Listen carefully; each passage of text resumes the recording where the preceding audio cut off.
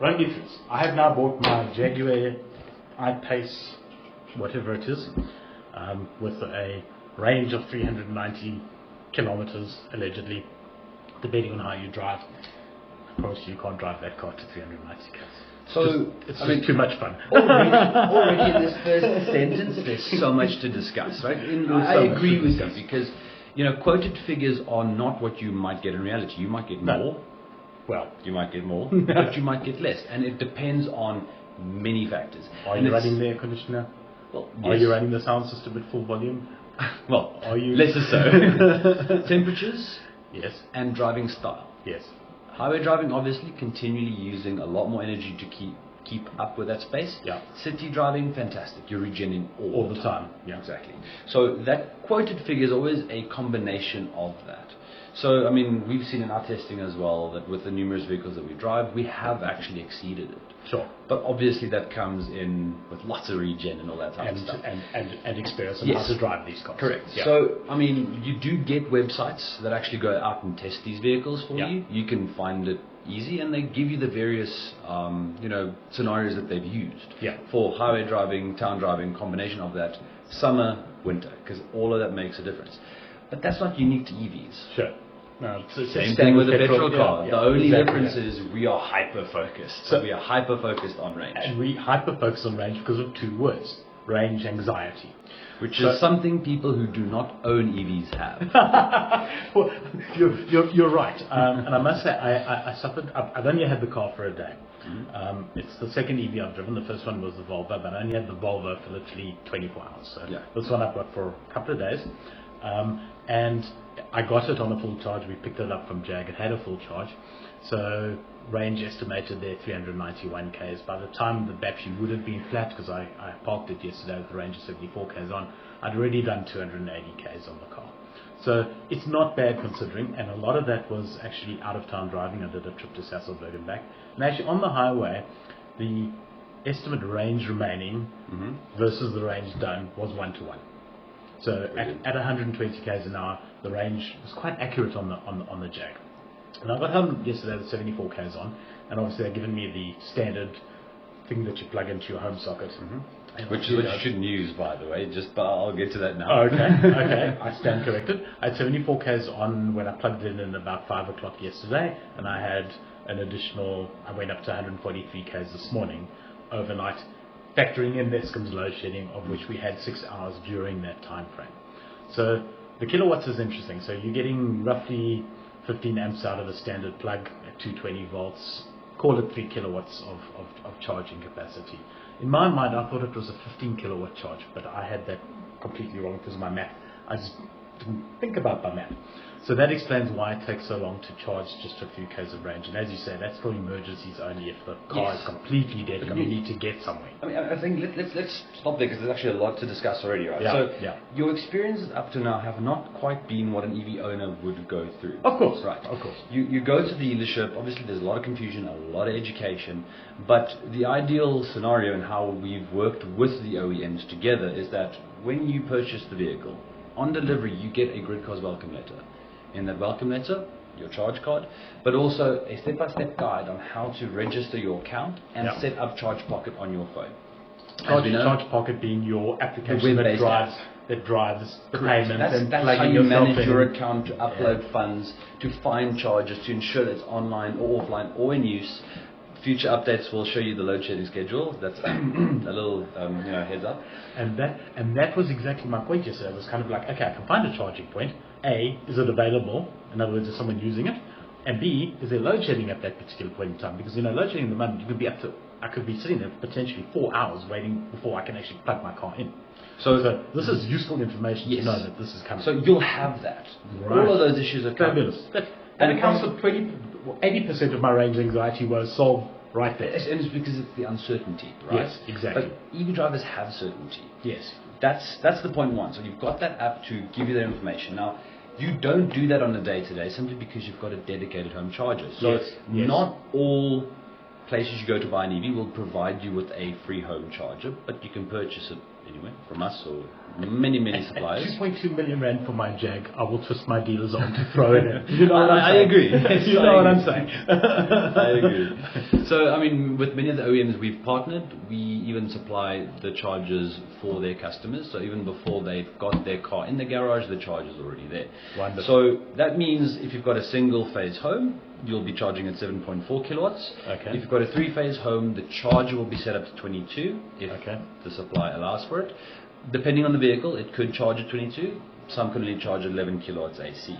So already there, your 95% of your life is sorted, because you'll get home, you'll plug it in, and you'll forget about it. Yeah. And you do not have to adapt your life because you're driving an EV at all. Okay? Thank you. And I mean, I can What's use... your honey? No, it's good. Thank you very much. Thank you, Sheila. That's my coffee. Thanks for that. So, based on that, right, you can use an example of this even, right? I'm just going to do Yeah, that. no, So, go for BMW it. i3, city car, not built for highway travel. It can do it, but let's say so. Yeah. Now we've got a range of about 200 to 250 kilometers. Yeah. So you live in the south of Joburg, you do 50 kilometers north into Pretoria because you work there. Yeah. Right? You do, let's say, 50 kilometers in Pretoria because you maybe are customer facing, you go and see people for meetings. Yeah. You do not charge on any public charger or even at your offices, which you could do, and Yeah. people are adding this to business parks as we speak. So that's now 100 kilometers already, and Yeah. you still have to drive back. 150 kilometer commute. So most likely you'll be left between 30-40% of your battery pack when you get home at 6. Yes. During stage 8, and I used, Stage 8. I used... Don't use scary No, terms. let's go all the way. I love it. Let's be ruthless here. Bring it on. Bring it on. Okay. So I took the load shedding schedule Worst case on scenario. ESP Yeah. to see what would that look like in reality. And I mean, the reality is you get home at 6 and the power's off. Yeah. So that's fine.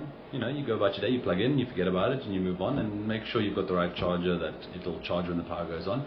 You need about, if I remember correct, 2.5 or 3.5 hours of single phase charging. This is I'm not even talking That's about a 11 kilowatts. 7.5 kilowatts. That's a 7.4 kilowatts. 7.4. And they almost all South African homes have got Have single that, phase. yeah. So you need that gap that you've got at stage 8 to get you back to 100%. Good Lord. And you can do that crazy commute again in a car that was not designed to be, traveling Traveling up and down. that far. So even in that scenario, it's completely viable, and you do not have to adapt your lifestyle at all. At all. Yeah.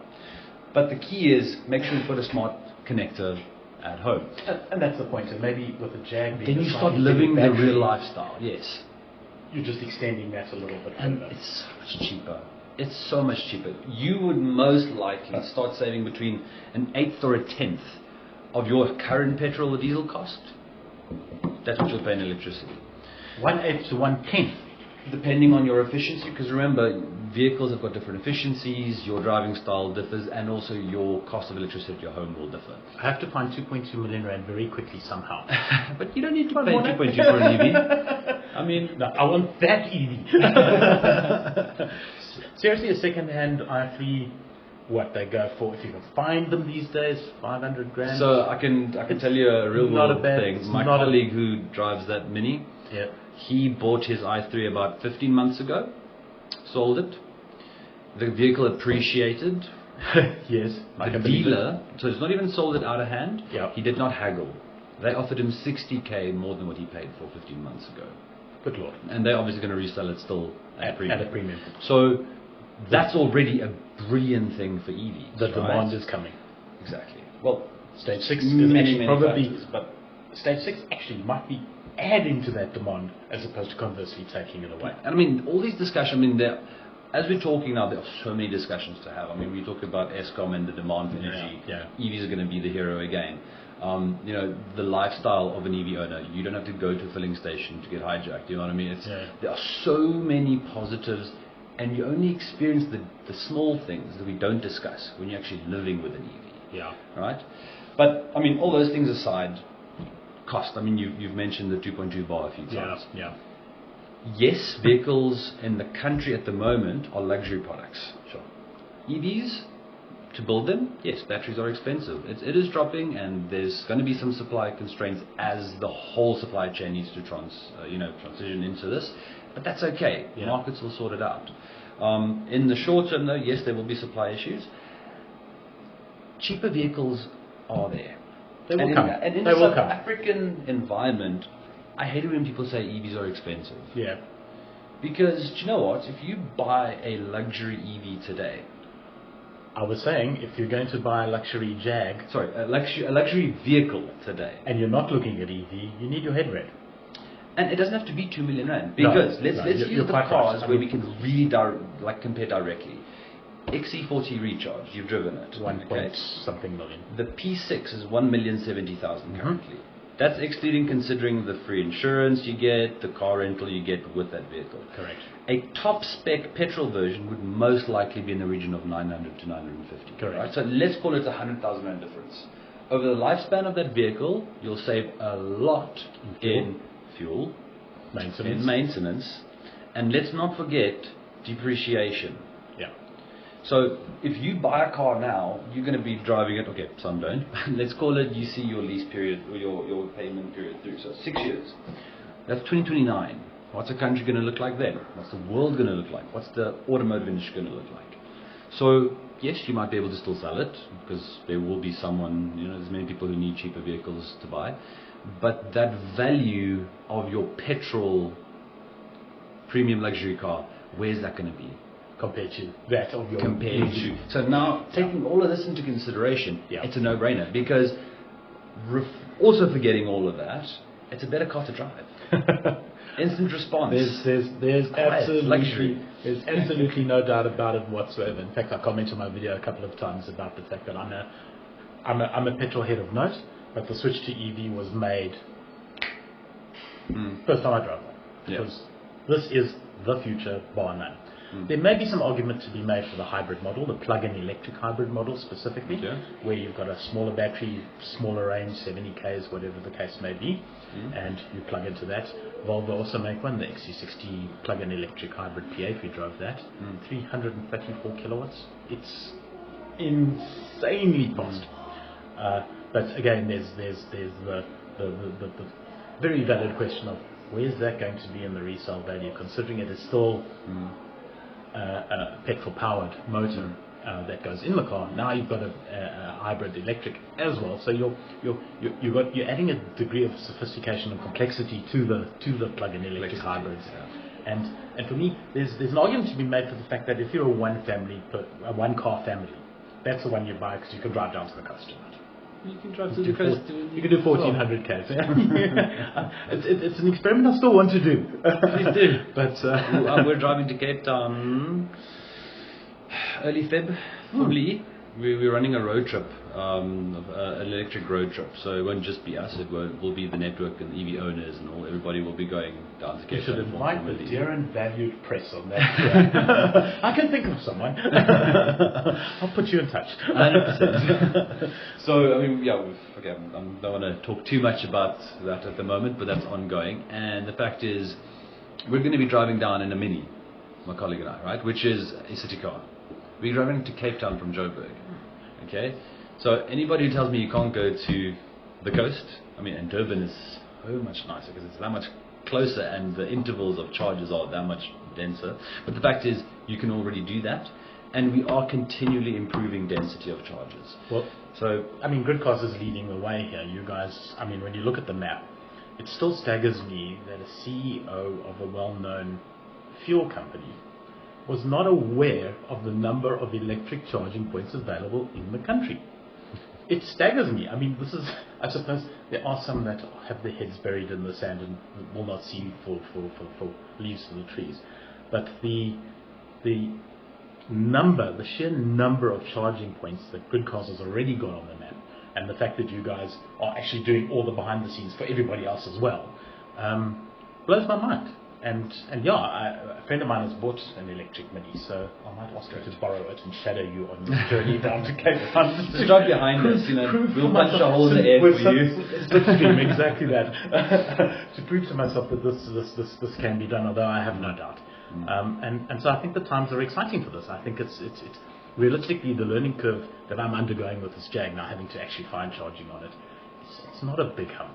It really isn't a big hub. And remember, I don't have the luxury of going through the dealership and getting all the education and all that sort of Unfortunately, stuff. you came from the wrong end. Thrown in at the deep Now end. there's a few questions. It's and one of the yes. trials and tribulations I Correct. suffer every day of being a dedicated motoring journalist for our valued and loving audience such as they are. So there you go, guys. We suffer on your behalf. But even so, it's not a biggie. It really is not a biggie. It's a slight change. You've just got to plug your car in at home. But I mean, honestly, how hard can that be? It's just not a consideration to detract from, EV's not here yet. EV's not ready for Africa. You know, it's just not true.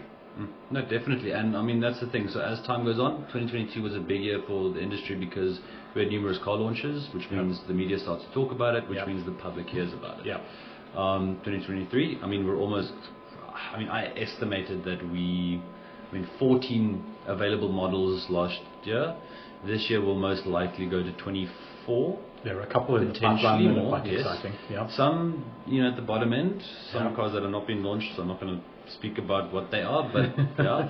And then some cars that have been spoken about at the top end. Yes. Uber, luxury, all those types of things, and everything in between. So again, that'll continue the momentum we've built, Yes. and that will make people ask the right questions. Yeah. The questions we discuss about inconveniences in charging, not always valid. Sometimes, yes, they are. But remember, in the day-to-day, people don't talk about how long it takes to fill your car up at a petrol station. No. You can wait 20 minutes to charge or to fill up, you know what I mean, or half an hour, depending on how busy it is or where it is. And you'll only ever really use public charging when traveling to Cape Town to Durban. Yeah. If you've got the right mixture of car and available charger, it can be really quick. Yeah. So a car that's not launched in South Africa yet, for example, I love the Kia EV6. I think it's a brilliant piece of kit, 800 volt architecture. If you've got looks notwithstanding, it's a bit. What's the word? It's bold. Divisive in terms of its views. You either going to love it or hate it from a looks point of view. But I agree, it's an interesting vehicle. And I mean, it being an 800 volt battery pack, or it's called architecture, means it's got extremely high charge rates, but also you've got two different battery versions. Now, for me, the smaller battery version with the really fast charge rates, now that's brilliant. Yeah. Because I don't need to drive 600 or 800 kilometers at a go, because I'm going to have to go to the loo before I get there. Yeah. And so when I am doing that, I'll just, instead of my car just standing in the parking lot, it'll just be standing on charge and topping up before I get back. Yeah. So certain instances you won't have to wait. It would just be the car's doing something where it usually just stands around. Yeah. But again, I mean, I think we digress a little bit from No, I think this question is going.